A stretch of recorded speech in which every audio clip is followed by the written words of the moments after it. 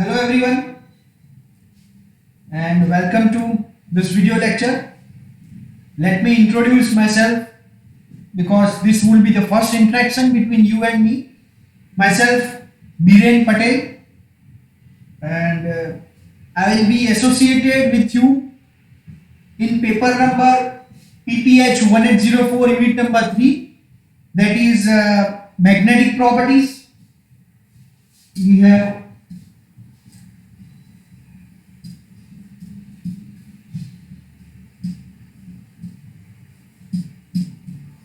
magnetic properties.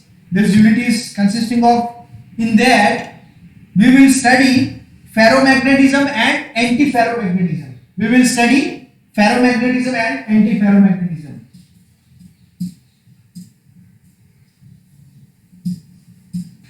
We will study ferromagnetism and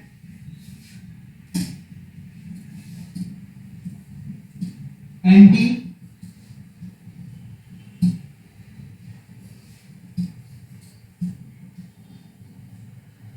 we will study ferromagnetism and antiferromagnetism, right? Now, before that, a small review has been given in the unit for dimagnetism and paramagnetism, right? Dimagnetism and paramagnetism. I hope that you all might have studied diamagnetic properties and paramagnetic properties of material, of solid, in your BSc class, right? Up to your BSc, you all might have studied the dimagnetism and paramagnetism. You all might have studied the origin of magnetic dipoles. You might have studied the Langevin theory. You might have studied the classical point of view, quantum point of view, then paramagnetism, then Curie temperature, Curie point, Curie Wells theory for paramagnetism. I hope that you all might have studied in that your BSc classes, right? Now, even though we will have some review, a very short introduction review to all those things before going to ferromagnetism and antiferromagnetism. Before going to ferromagnetism and antiferromagnetism, right? So, let us start our topic with magnetic dipole movement, right? Because all this ferromagnetism, dimagnetism, let me write.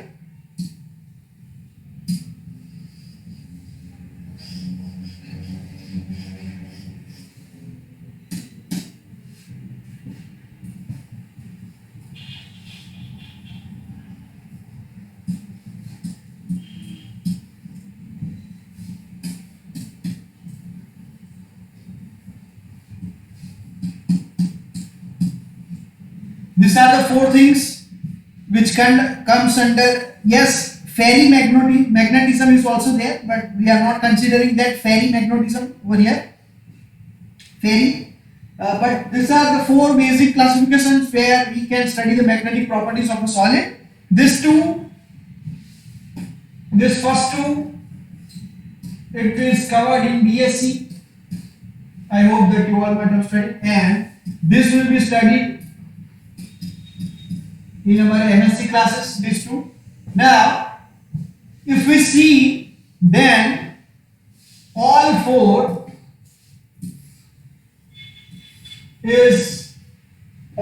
properties is responsible due to magnetic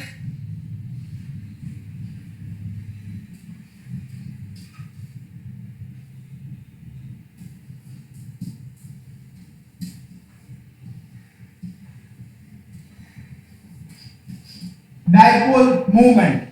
All it has been associated and it's responsible due to magnetic dipole movement, right? So first of all, we will understand that what is magnetic dipole movement and how it is been originated. What is the basic fundamental origin of magnetic dipole movement?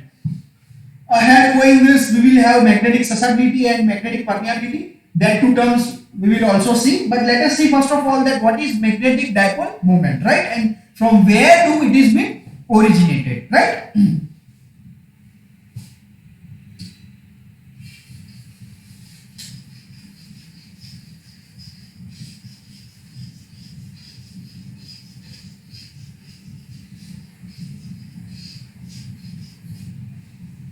Now we know that if we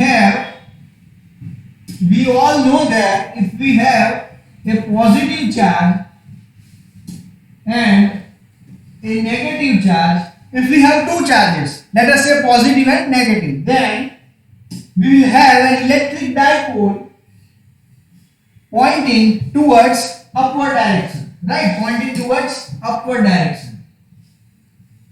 This is nothing but the electric dipole. This is nothing but the electric dipole, right? Now, in the similar way as what we have electric dipoles, we will have magnetic dipole. We will have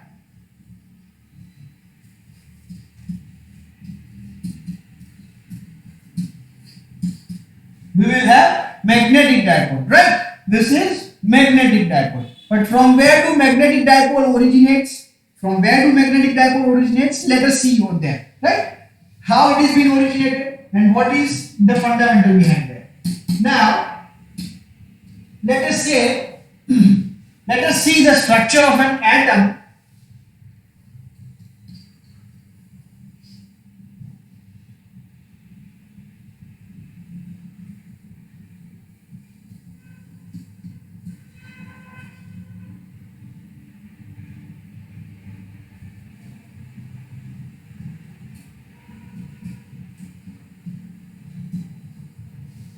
This is nucleus having neutrons and protons and electrons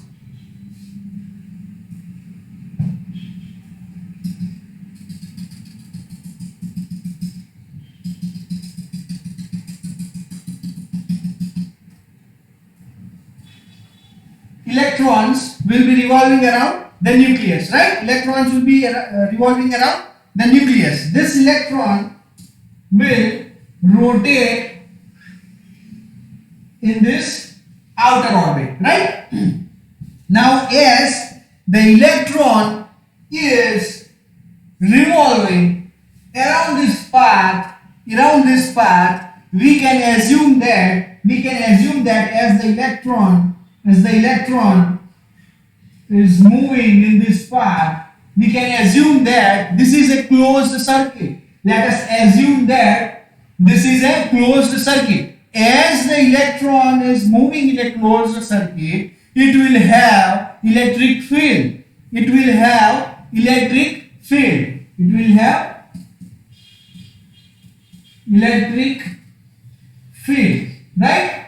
And due to the presence of electric field, magnetic field will also be there. Due to the presence of electric field, magnetic field will also be there. But let us assume that electron is revolving in this direction.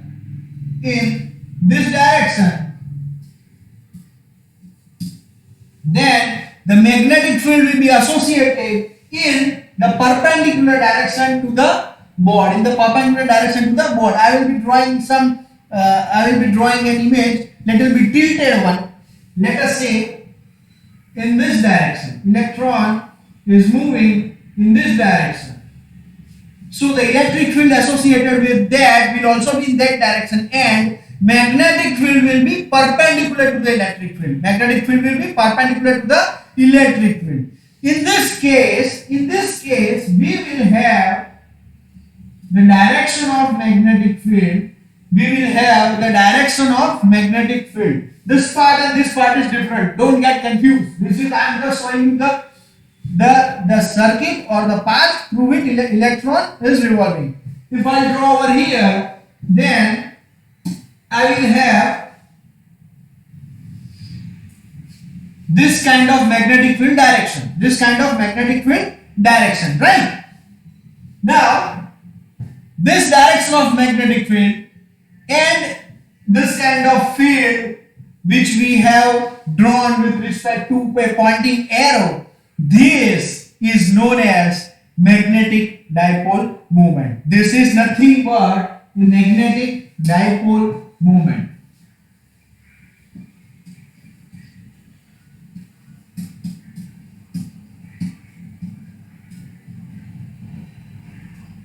right? This is nothing but magnetic dipole moment, right? So you can assume that if there are two electrons in the outermost orbit, if there are two electrons in the outermost orbit, then both the electrons will have the total magnetic dipole moment. So an atom will have a total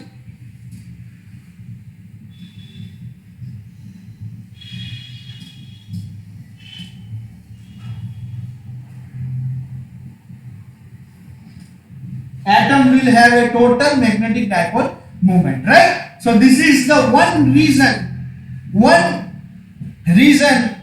of for which a magnetic dipole moment, will be existing, right? A dipole moment will be existing. This is one of the reason. Now, as we all know that this electron being rotating in this circular path across the nucleus, it will also spin on its own axis. Means if this is an electron, it is having this axis. This is the axis. Then electron will try to spin. Electron will try to spin on its own axis. In spite of being rotating in the circular path, across the nucleus, electron will also spin on its own axis, right? Now, due to the spinning of the electron, due to the spinning of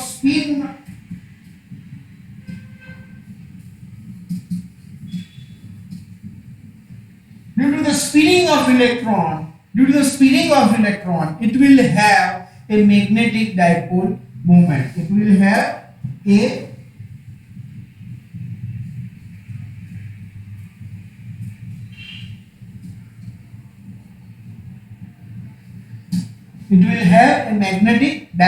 moment.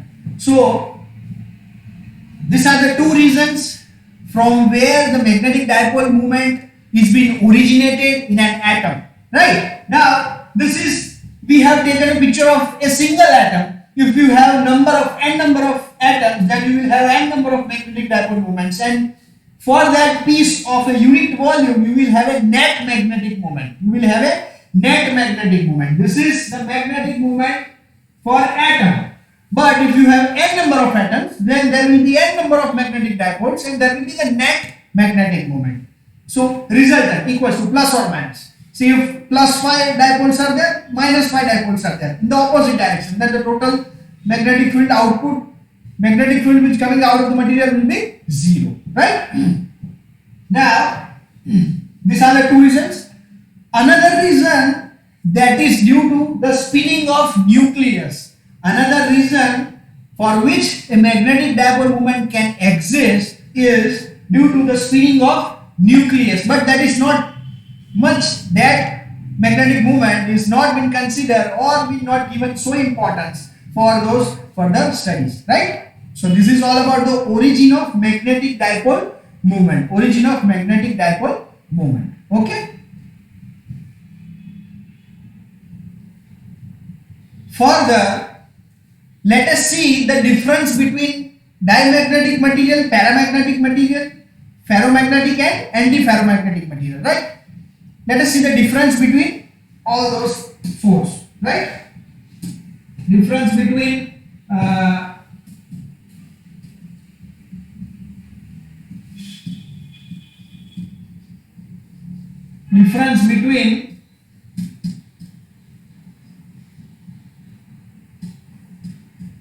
diamagnetic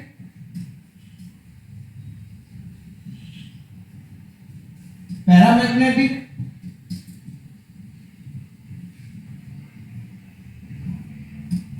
ferromagnetic and anti-ferromagnetic.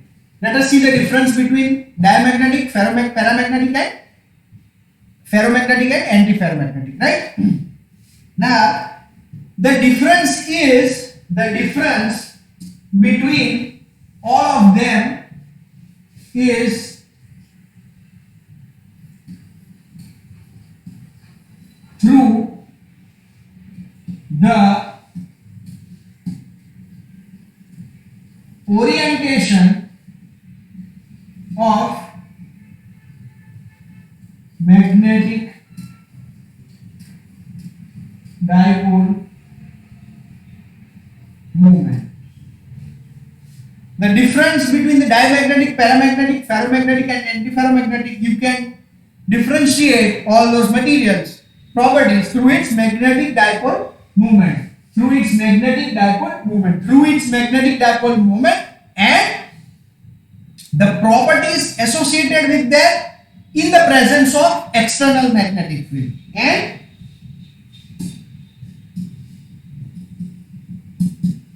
in the presence of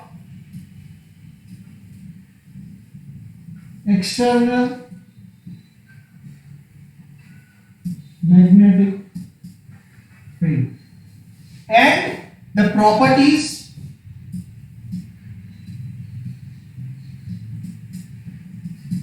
in the presence of external magnetic field, right? In the presence of external magnetic field. So let us see that how magnetic dipoles are been oriented in all four of them, because the magnetic dipole moment is the only through which we can define that whether it is magnetic, diamagnetic, whether it is paramagnetic, whether it is ferromagnetic or whether it is antiferromagnetic, right? Now, suppose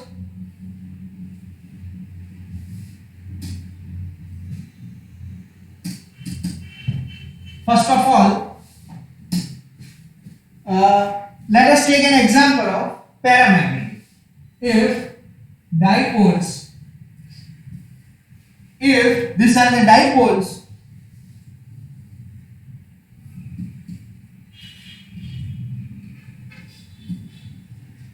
if dipoles are randomly oriented, and if the net dipole moment of a material is zero, means each one of it is cancel each other, then it is paramagnetic.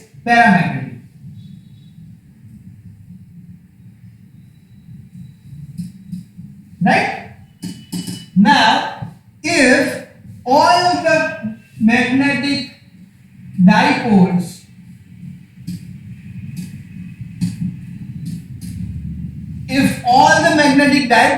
are oriented in a particular direction,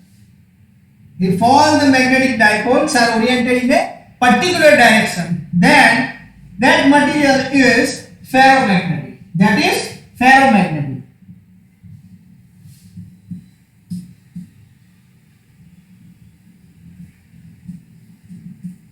Right? Then that is ferromagnetic. And if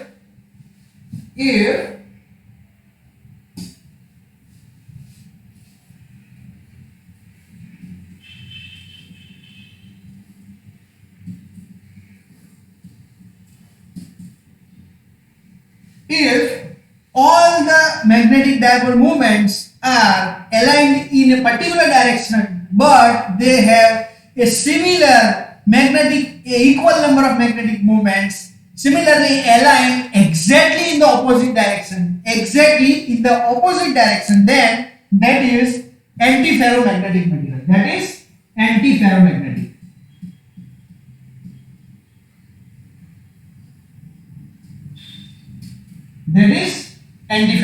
Right?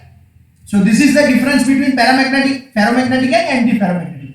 Now, let us forget about ferromagnetic and antiferromagnetic. I think it has been clear that if a dipole are randomly oriented to each other in a material and the total net magnetic moment will be zero, then that is paramagnetic. Those are randomly oriented. They don't have any specific direction. They don't have any particular direction. They will not be aligned in any of the particular direction. Even if the positive magnetic moment and the negative magnetic moment can be in the opposite direction, any of the direction over there, right? Like this, like this. That is paramagnetic. If all the magnetic dipole moments are aligned in a particular direction, the direction may be of any kind. It can be upward side, right side, left side, down side. But if all are aligned in a particular direction, then that is paramagnetic. If all are aligned in a particular direction and they possess equal number of opposite directed magnetic dipoles, they have opposite direction magnetic dipoles in equal number in a particular direction itself, then that is antiferromagnetic, right? That is antiferromagnetic. Now let us keep aside ferromagnetic and antiferromagnetic and discuss between the paramagnetic and dimagnetic.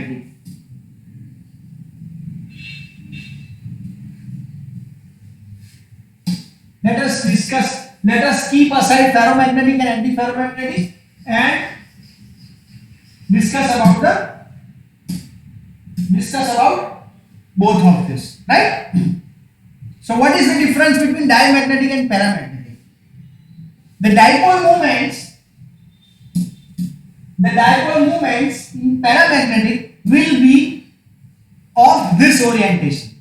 Dipole moments of diamagnetic will also be of this orientation. Dipole moment in diamagnetic will also be of this orientation, right? Then what is the difference between diamagnetic and paramagnetic? Now, the difference between the diamagnetic and paramagnetic is, the difference in the diamagnetic and paramagnetic is, if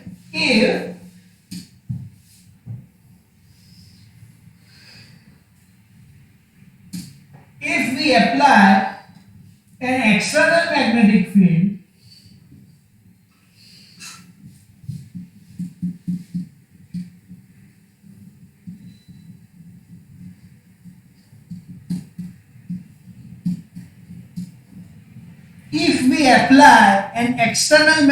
field right, then some of the dipoles will try to orient themselves in the direction of the applied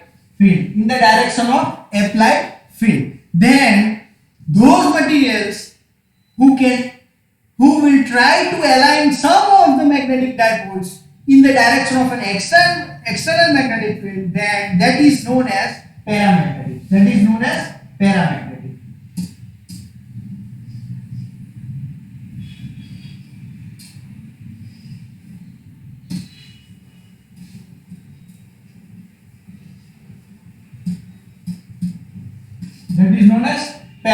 If it tries to align some of the, not all, remember one thing, not all, it will just try to align some of the magnetic dipoles. If it aligns in the direction of the external applied magnetic field, then it is paramagnetic. Further, for diamagnetic material, if we see, then this is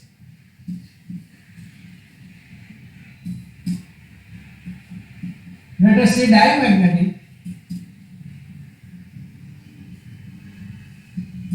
If we see the diamagnetic material and if we apply an external magnetic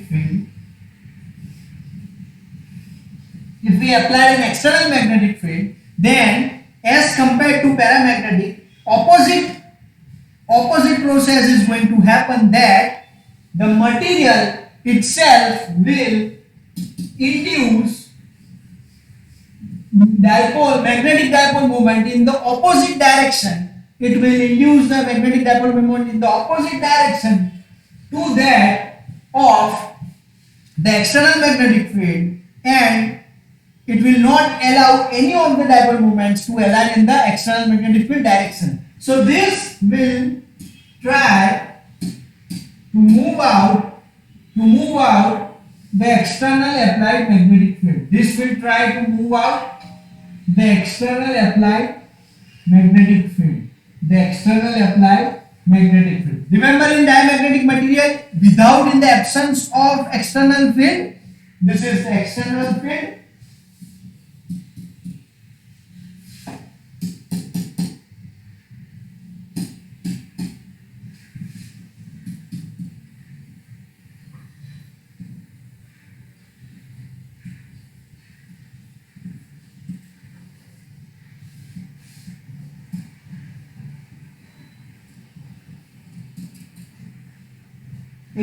In the absence of external magnetic field, in the absence it is zero. Sorry, I might write this over here. Let me write. In absence of external field, net magnetic moment, magnetic dipole moment will be equals to 0. For diamagnetic, in absence of external magnetic field, net magnetic dipole moment will be equals to 0. But the moment you applied an external magnetic field, the moment